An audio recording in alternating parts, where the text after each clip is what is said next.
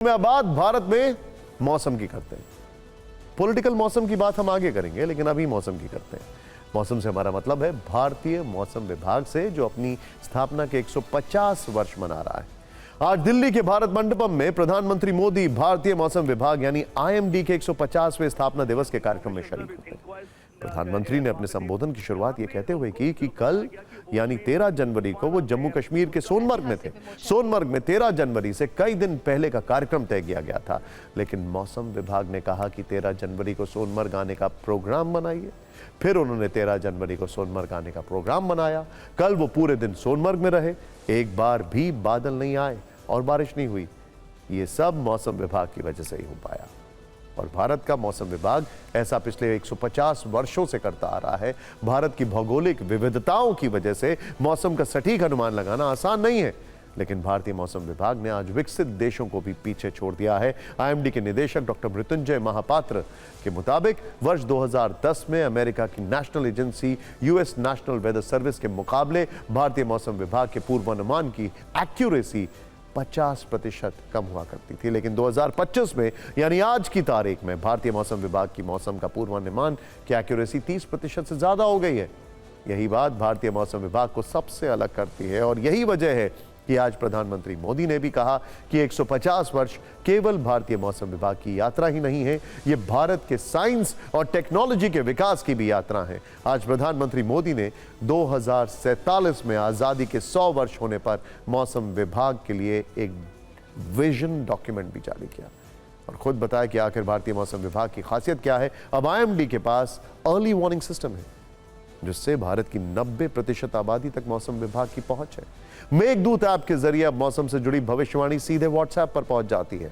10 वर्ष पहले देश के सिर्फ 10% किसानों और पशुपालकों को मौसम से जुड़ी जानकारी मिलती थी। आज ये संख्या 50% से ज्यादा हो गई है। 10 वर्ष पहले लाखों मछुआरे समंदर में जाते थे, उनके साथ हादसे होने की खबरें आती थी, लेकिन अब मछुआरों को रियल टाइम अपडेट मिल रहा है। भारतीय मौसम विभाग ने समय के साथ अपनी भूमिका और कार्य क्षेत्र में विस्तार किया है और यह बदलाव सिर्फ मौसम विभाग की कामयाबी नहीं बल्कि हर भारतीय के लिए शुभ समाचार है।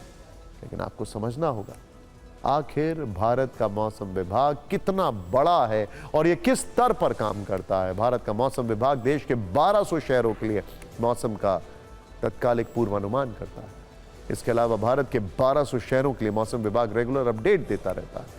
भारतीय मौसम विभाग भारत के साथ हिंद महासागर के 13 देशों के लिए भविष्यवाणी करता है। इसके अलावा मौसम विभाग सार्क समूह के 8 देशों के लिए भी मौसम की भविष्यवाणी करता है। यानी एशिया के कई देश भारत के मौसम विभाग पर निर्भर हैं और इसकी वजह भी है क्योंकि भारतीय मौसम विभाग की एक्यूरेसी यानी सटीकता सुपर डुपर हिट है। आईएमडी बारिश का 80% पूर्वानुमान सही साबित होता है। आंधी और तूफान पर मौसम विभाग 86% सटीक भविष्यवाणी करता है। हीट वेव और कोल्ड वेव पर 88% भविष्यवाणी सच साबित होती है।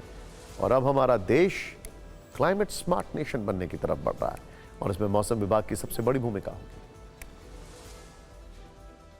आज हम उन आपदाओं की दिशा को मोड़ने में कामयाब हो रहे हैं जिन्हें पहले नियति कहकर छोड़ दिया जाता।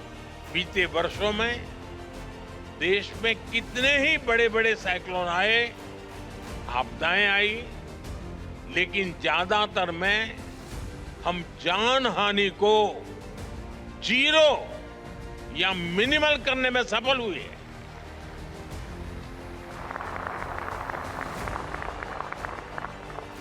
इन सफलताओं में मौसम विभाग की बहुत बड़ी भूमिका है। वो जमाना भी देखा है जब रेडियो पर की गई मौसम की भविष्यवाणी समाज में व्यंग और मजाक का विषय रहा करता था, और आज ये वो दौर है कि विश्वसनीयता इतनी बढ़ चुकी है।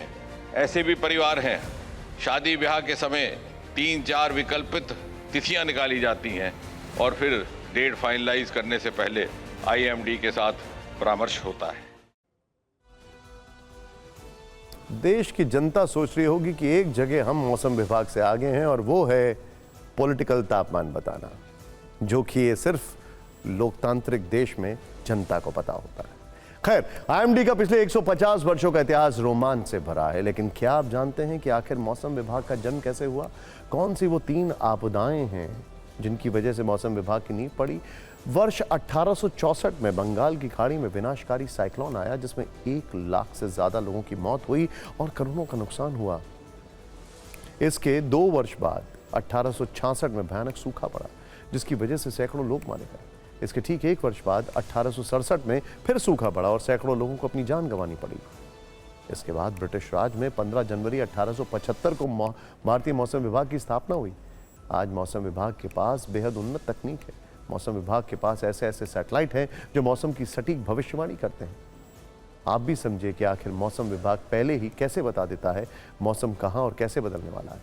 मौसम विभाग इनसेट सीरीज के साथ के सुपर कंप्यूटर का इस्तेमाल करता है। अभी उसके पास प्रत्यूष और मिहिर नाम के सुपर कंप्यूटर है, जिसमें मौसम संबंधी गणना की जाती है। इसके अलावा भारतीय मौसम विभाग सटीक जानकारी देने के लिए पीटाफ्लॉप कंप्यूटर्स का भी इस्तेमाल करने जा रहा है, जो 1 सेकंड में 10 करोड़ कैलकुलेशन कर सकता है।